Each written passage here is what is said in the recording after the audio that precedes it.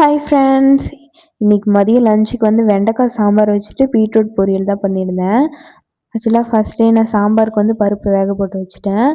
அதுக்கப்புறமேட்டுக்கா எனக்கு எப்பவுமே இந்த வெண்டைக்காய் வந்து சாம்பார் வைக்கணும்னுலாம் தோணாது. வெண்டைக்காய் பார்த்தா காரக்குழம்பு, பொரியல் இந்த மாதிரி தான் தோணும். ஏன்னு தெரியாது.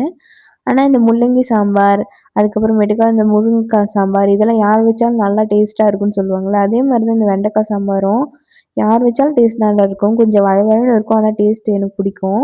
அது என்னன்னு தெரியல. எனக்கு பிடிச்சாலுமே இது பெருசா நான் சமைக்கிறதே இல்ல.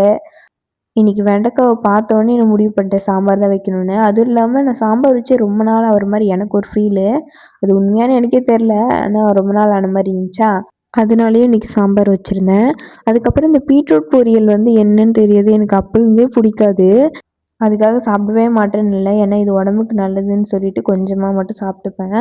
உங்க யாருக்கெல்லாம் வெண்டைக்காய் சாம்பார், பீட்ரூட் பொரியல் பிடிக்குன்றத கமெண்ட்ல சொல்லுங்க. நான் அப்படியே ஹஸ்பண்டுக்கும் ஆஃபீஸ்க்கு லஞ்ச் பேக் பண்ணி அனுப்பிச்சு விட்டுட்டேன். ஓகே ஃப்ரெண்ட்ஸ், பாய். அடுத்த வீடியோல பார்க்கலாம்.